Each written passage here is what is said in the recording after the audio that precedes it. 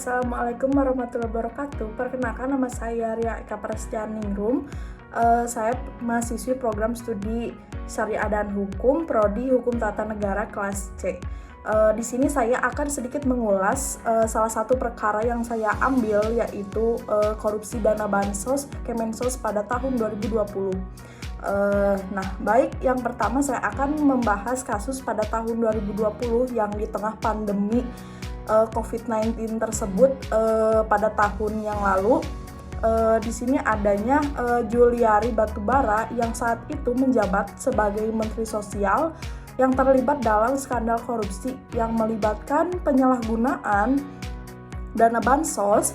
Kasus ini mencuat ketika terbuktinya bahwa ia menerima suap dan melakukan markup harga dalam pengadaan paket sembako untuk masyarakat. Juliari Batubara ini terbukti melakukan markup harga dan menerima komisi dari vendor dalam pengadaan sembako tersebut.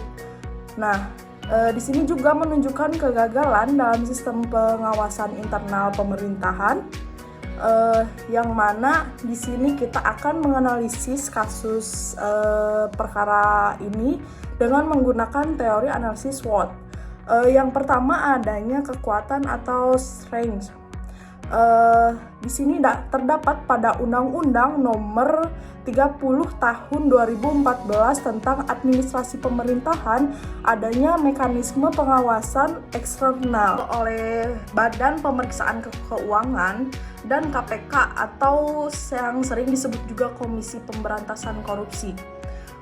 Lalu di sini adanya weakness atau kelemahan yang termasuk ke dalam koordinasi yang lemah antar lembaga pengawasan atau oleh lembaga swadaya masyarakat atau yang sering disebut juga LSM.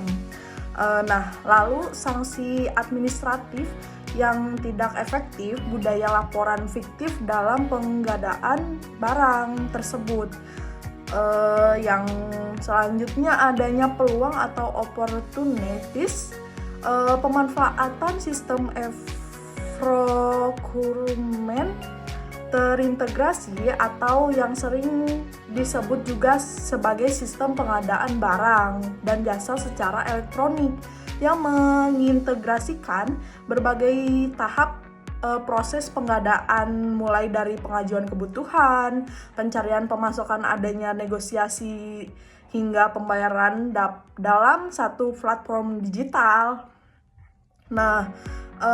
Sistem tersebut termasuk ke dalam whistleblowing merupakan mekanisme penting dalam pencegahan dan penanganan korupsi, serta adanya kolusi dan nepotisme atau KKN di lingkungan pemerintahan dan sektor swasta, yang termasuk mengacu pada dalam dasar hukum yang dimana adanya pada Undang-Undang Nomor 13 Tahun 2006 tentang perlindungan saksi dan korban memberikan landasan hukum bagi perlindungan whistleblower. Namun untuk memaksimalkan efektivitasnya diperlukan optimalisasi sistem ini, yang dimana adanya dasar hukum Undang-Undang Nomor 13 pada tahun 2006 yang memberikan perlindungan hukum bagi saksi dan pelapor yang memberikan informasi mengenai tindak pidana atau termasuk dalam kasus korupsi.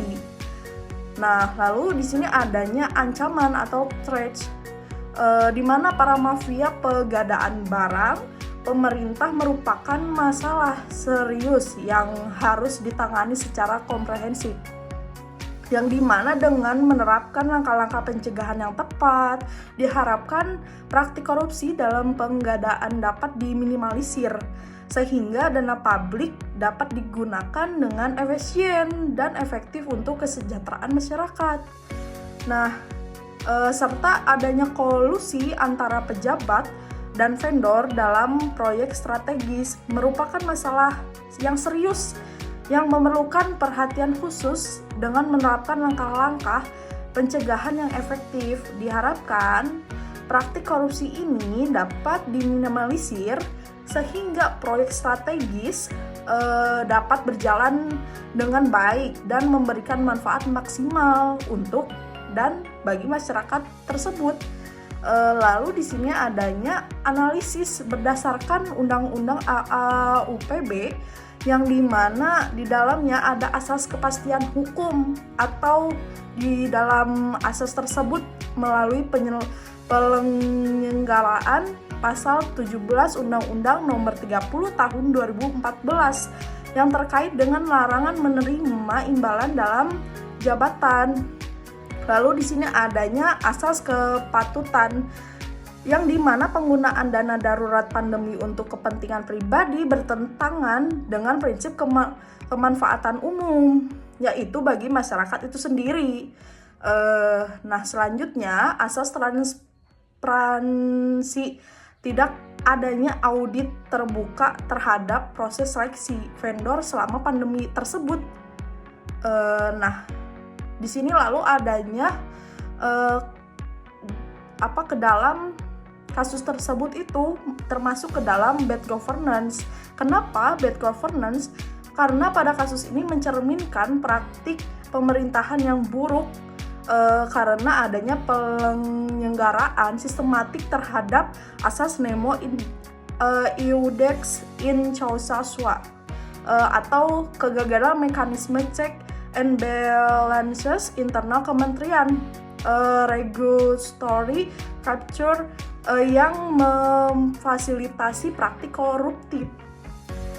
Solusi dari perkara yang saya bahas ini ialah blockchain based protection tracking system untuk transparansi real time, lalu adanya minority asset declaration for vendors melalui perpres, dengan adanya sanksi administratif progresif berdasarkan dasar hukum Undang-Undang Nomor 30 Tahun 2014 Pasal 53 Juto. Lalu adanya implementasi solusi ini memerlukan amandemen Undang-Undang Pengadaan Barang atau Jasa, yang dimana untuk memasukkan mekanisme audit algoritmik serta pembentukan Special Corruption Court yang independen. Nah, itu saja yang dapat saya sampaikan. Jadi mari kita semua berkomitmen untuk mendorong transparansi dalam akuntabilitas pengadaan barang dan jasa demi mencegah korupsi di masa depan. See you, bye-bye next time. Wassalamualaikum warahmatullahi wabarakatuh.